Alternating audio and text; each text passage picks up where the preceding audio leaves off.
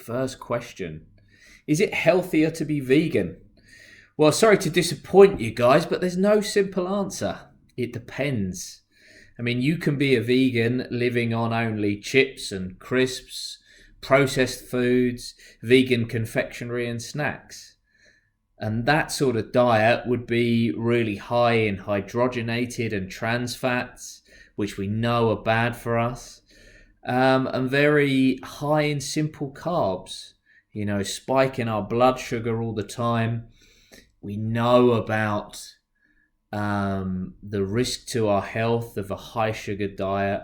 We know it lies behind the lifestyle diseases that as a society we're now suffering from, metabolic conditions like insulin resistance, type 2 diabetes, non-alcoholic fatty liver disease, Alzheimer's, which is now being referred to as type 3 diabetes, and heart disease as well.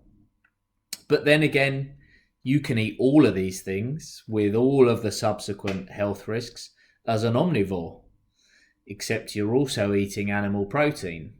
And if you choose to eat animal protein and you eat a lot of it and it's processed meat and it's red meat, then we know that processed meats and red meats have been linked to an increased likelihood of cancer, amongst other things. So there's no simple answer. It's about the quality and, to a certain extent, the quantity of what you're eating, rather than being a vegan or being a meat eater, being a flexitarian, whatever it might be.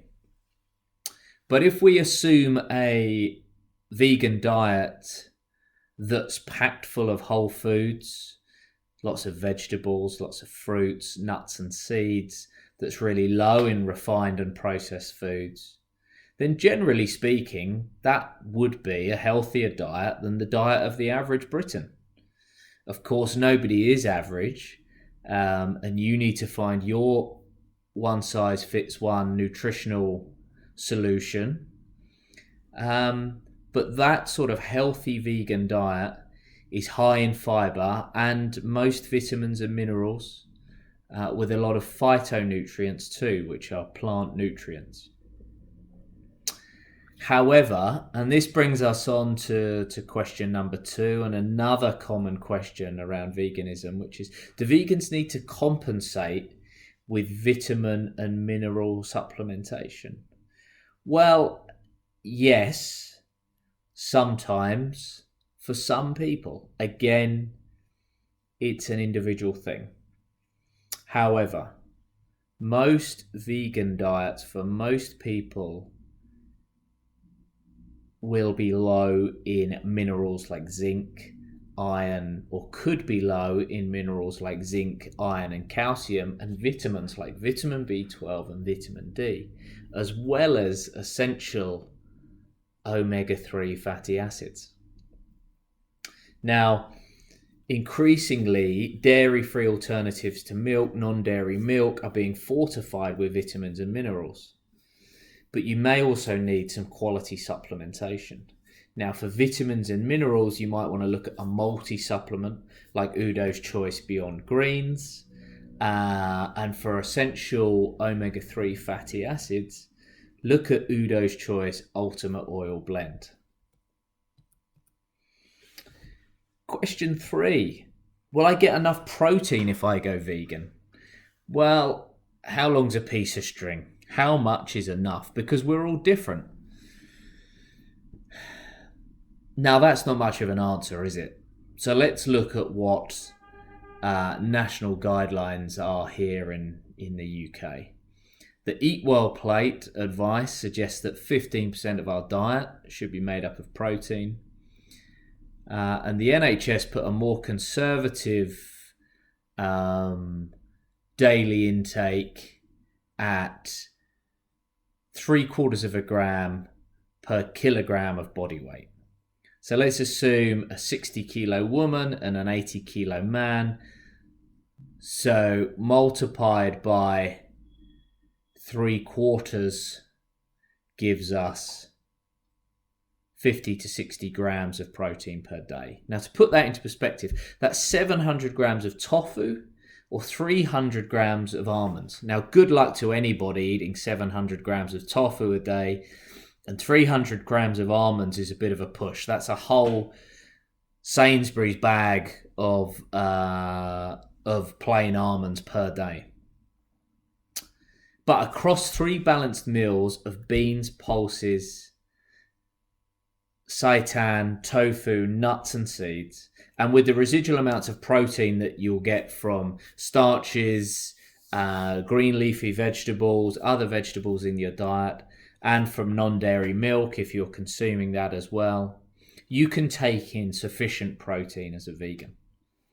But just be mindful of common digestive issues that a lot of us experience around gluten. So we're thinking seitan there, and around beans and pulses. If you feel bloated or sluggish after eating these things, seek out medical advice, see your doctor, and in conjunction, you may also want to see a nutritional therapist. So, what's my top tip for surviving Veganuary? Well, my top tip would be reframe the question. You know, you don't just want to survive Veganuary, you want to thrive. It's a whole month of your life, and it's the coldest, darkest, and most depressing time of the year. So let's not just struggle through the 31 days of January. How do we thrive? Well, be mindful of what you're trying to achieve through veganism in January. What does it mean for you to go 31 days as a vegan? Because if you've got a compelling why, you can tolerate any how. So that gets us through January, but what happens after? Well, let's try to avoid a backlash on the 1st of February. If you choose not to continue with veganism, let's not revert back to kind of previous unhealthy habits. Take what you've learned through a month of veganism and apply the best, healthiest aspects of it to your everyday life, whether you're vegan or not come the 1st of February. Continue to eat a varied diet, rich in vegetables, lots of fruits, nuts and seeds, and if you're not continuing with veganism, have some days free of animal protein. 3 days a week, so less than half of the week. If they were animal free, that's 156 days a year without eating animal protein versus just the 31 days in January. So think about it as a lifestyle change rather than as a novelty month. So should I continue Veganuary for the long term? Well, as I say, having more meat-free days if you're not going to continue with veganism is a great idea.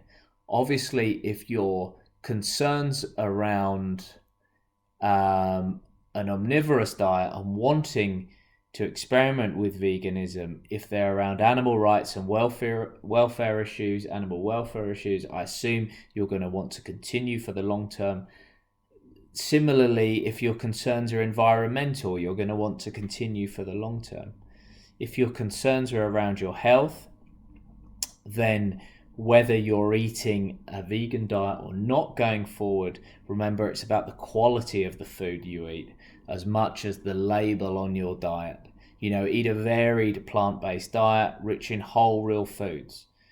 Supplement appropriately for those vitamins and minerals that are harder to find in vegan foods, and supplement for essential omega-3 fatty acids too.